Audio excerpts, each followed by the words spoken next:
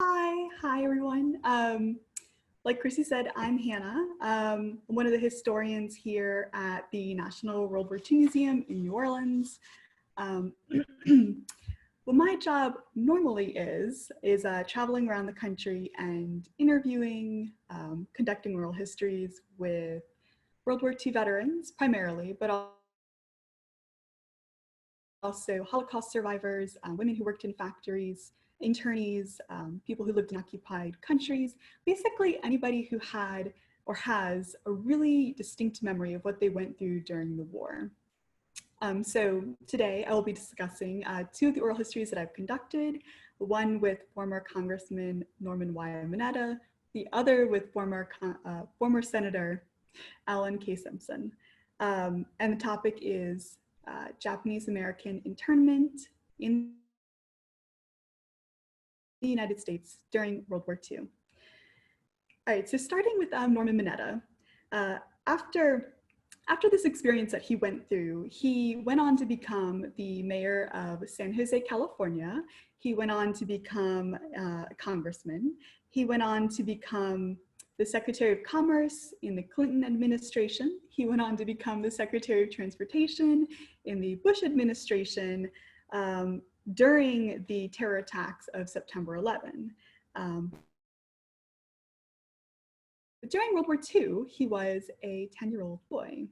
So both of these oral histories, I also wanted to let y'all know, both of these oral histories are available for public viewing at your leisure. They're on our website, www.online.org. You can just search for their names.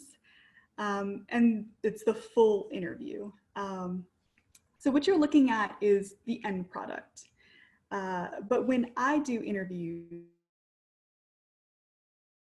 and when my colleagues do interviews, and we're telling a story about the interviews,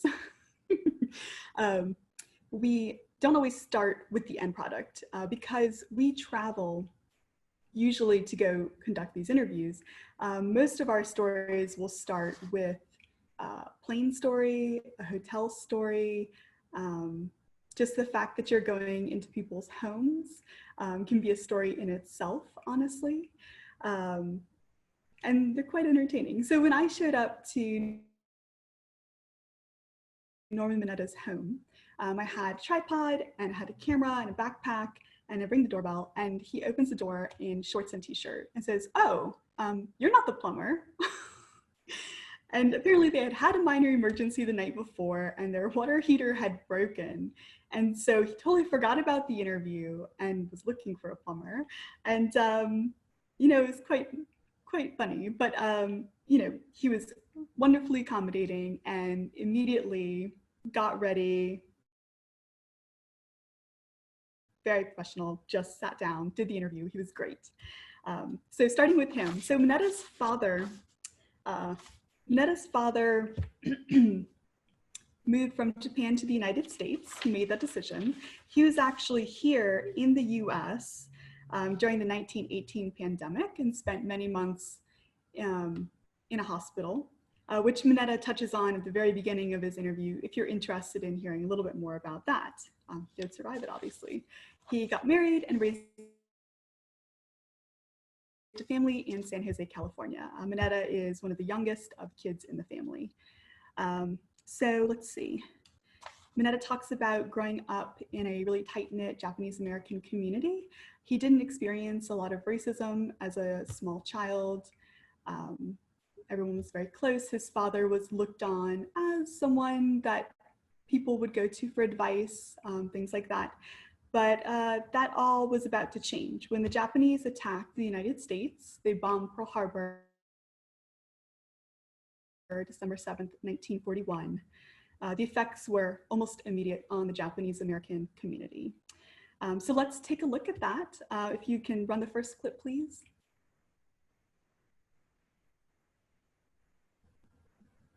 People were coming over to the house. My dad was considered a community leader. People were wondering, well, with this attack on Pearl Harbor, what's going to be the impact on us? And so they came to talk to my dad about what's going to happen. And of course, he had no idea. And about 2 o'clock, 1:30, 2 o'clock in the afternoon, Joyce Hirano was our next door neighbor. She was my classmate in school. And we had a hedge between our two homes. And at the bottom, we had a little cutout so that Joyce or her brother Irving or me could go back and forth between the two homes. So Joyce had come running through that opening in the hedge, came running in our back door, through the kitchen, and running through the house saying, the police are taking Papa away. Police are taking Papa away. So my dad went out the front door to go next door, and Mr. Hirano was already gone. And no one knew who came to pick him up or anything about it.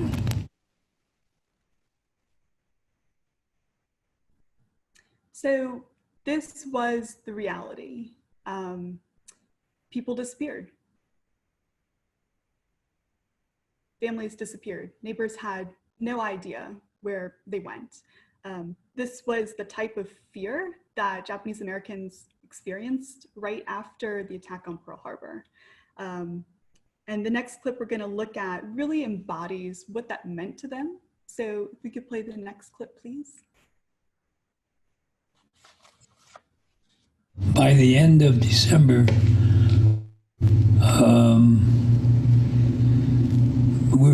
I was throwing pictures, letters from our relatives in Japan in the fireplace to destroy anything we might have that related to Japan.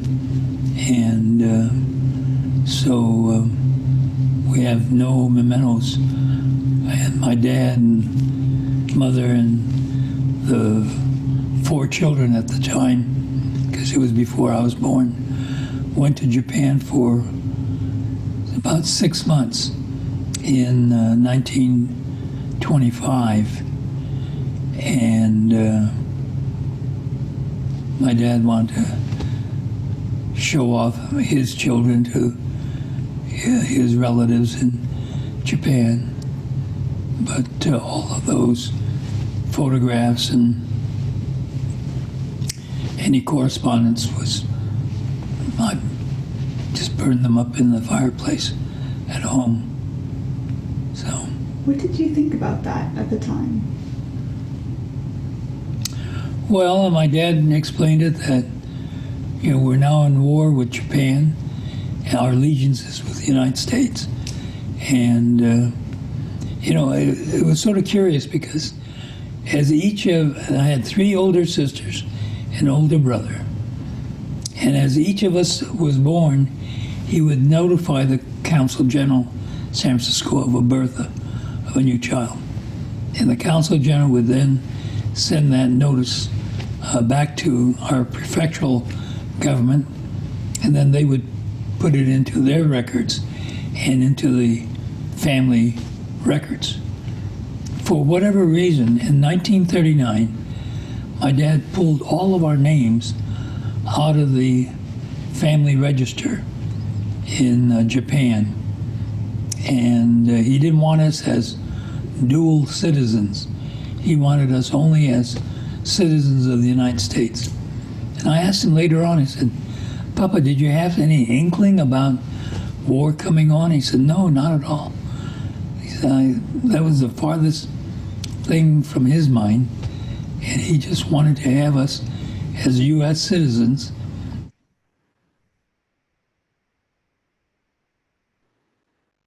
And so this was an extremely difficult time for Japanese Americans, which was compounded when President Roosevelt signed the Executive Order 9066 in February of 1942, which gave rise to the buildings of these internment camps. So the idea was to relocate through the War Relocation Authority Japanese Americans who resided on the Pacific coast to the interior of the country. So it's fairly easy to look back at this, especially as historians tend to do, and say, okay, well, it was paranoia, it was fear of espionage, fear of collaboration with Japan for an even bigger attack on the country. And they were only interned for 3 or 4 years. But looking back at it, of course. So, in the moment, they had no idea how long this was going to last. They had no idea. So you now got entire families who are trying to figure out what to do about their jobs, trying to figure out what to do about their homes, their property, their land, what's going to happen next, how long it's going to go for, if they'll be able to come back. Packing up belongings, trying to guess what they're gonna need, what they can bring, how long they're gonna be, wherever they're gonna be. So they're put on trains and sent to assembly centers to be held until the internment camps were basically done being constructed. And these assembly centers were often just huge arenas. So racetracks were used. Mineta's family went to the Santa Anita racetrack. Places that were not so nice. Families were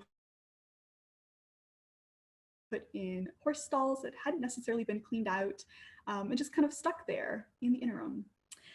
So that's really the physical component of this. The emotional component is more the fact that they're all of a sudden being told they weren't citizens, they weren't Americans, they were aliens in this country. And so when I asked Mineta, what was it like for you as a young boy to be relocated? What did that mean for you? He responded with what we're going to watch in the next clip.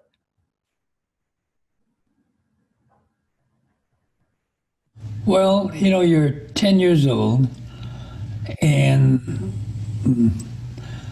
the thrill of an overnight train ride from San Jose, California to near Los Angeles. And so the impact wasn't on us as kids. The impact was on our parents, my older sisters and my brother. When we were pulling out of San Jose, I turned around and I looked at my dad, and all these tears were coming down. I could still picture it. And later on, he wrote a long letter to the Linderoths, thanking them for picking us up and taking us to the assembly point.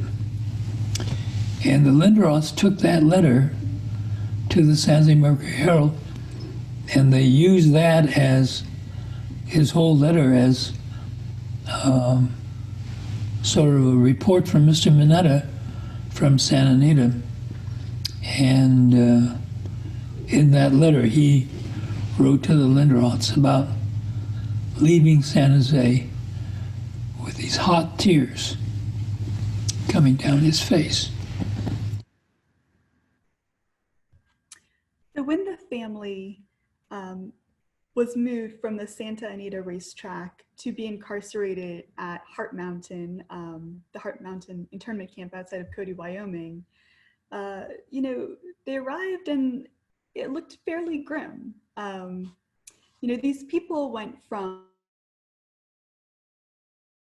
owning or at least living in a home of their own choosing, surrounded by their own creature comforts. What everyone finds comfortable is different, it's varied. And they went from that to barracks with open rooms, and families used clotheslines and hung blankets to create some semblance of privacy. They slept on the floor, they slept on army cots. The toilets and shower facilities were unpartitioned. So, the whole experience was incredibly destabilizing and quite disrespectful to people who thought of themselves as Americans who loved this country.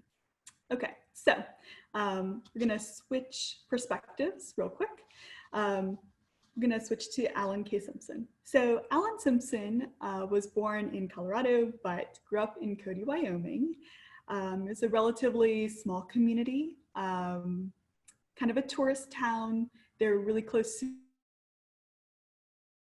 to one of the Yellowstone Park openings. So in the summer, they would have this influx of tourists. His father worked as a lawyer, and he just kind of had a typical childhood: hunting, fishing, you know, very relaxed. He mentions in his oral history that as far as he knew, there were no Japanese Americans living in Cody.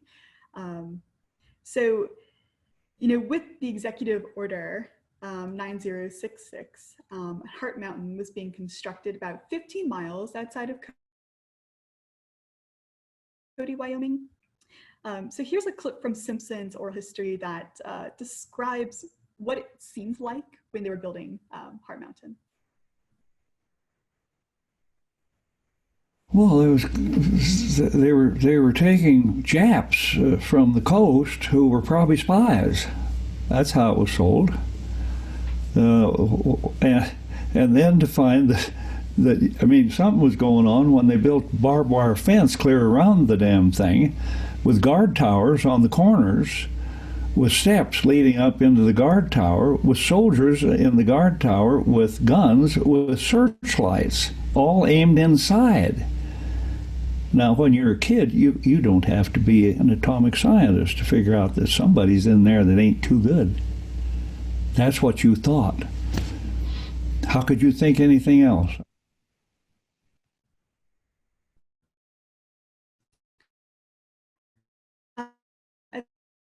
In 1940, young men were being drafted, they were being trained, they have gone into combat, they've seen war. At home, the production had really started amping up for war. And in the Pacific, the US Marines landed on Guadalcanal in August of 42. So please think about the context of what's happening at this time. And so the reaction in Cody, because in any town at this point, there were sons, uncles, fathers, brothers being dispersed, either to the Pacific, getting ready to go to the Pacific, getting ready to go to Europe, getting ready to go to the CBI theater, getting ready for combat, people acknowledging the fact they may not see these family members ever again. And so the reaction in Cody was quite varied to this internment camp being placed there. And if you'll play the next clip, Simpson talks about that.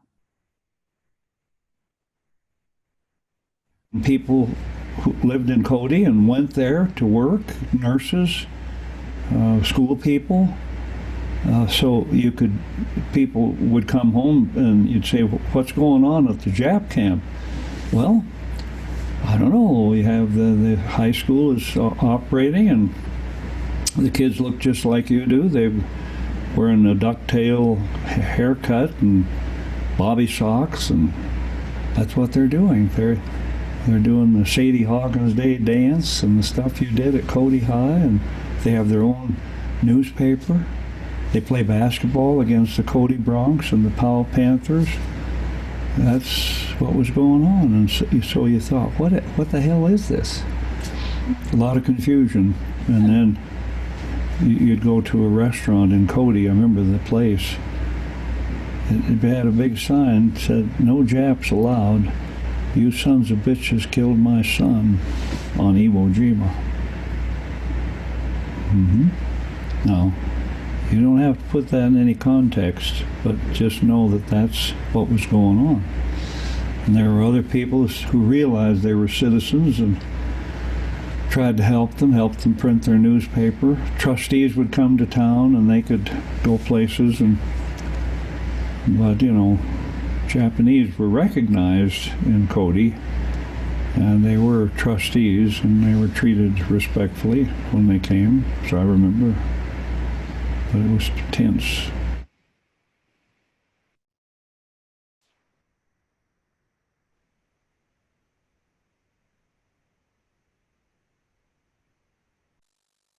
And so life did go on in these internment camps. Once people got settled and created a space for their family, and they had a little stove, and every day they'd go and get coal and kind of adjust to life. Um, Classrooms were then established, and homework was given, and sports teams were reestablished, and they played basketball games against Cody and the other small towns in the area.